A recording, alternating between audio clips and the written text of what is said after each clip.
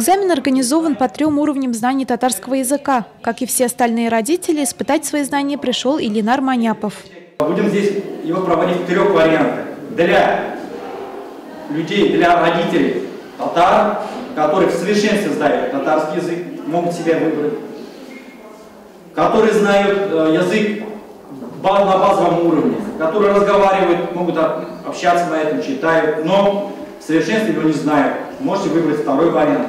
Но и те, которые, спасибо тем родителям, которые не являются татарами из других национальностей, которые сегодня пришли сдавать это, которые его считают как государственный язык республики, и которые будут, как 3 вариант, пробовать сдавать вот этот единый республиканский экзамен.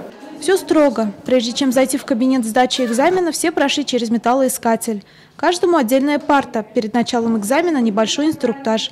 Затем каждый получил свой запечатанный пакет с заданиями. На выполнение час. Задания состоят из 3 частей. В первой части тестовые задания, во второй части тестовые задания с творческим уклоном, в 3 части сочинения. Залия Бельданова выбрала базовый уровень. Для нее этот экзамен – возможность оценить свою степень владения татарским языком. Я пришла, чтобы ознакомиться с процессом сдачи экзамена, проверить свои знания и почувствовать себя на месте детей. Пока никаких сложностей не возникло, все идет легко. Спасибо организаторам. Результаты экзаменационных работ проверила комиссия. Их не разглашают. Информация предоставляется каждому родителю отдельно.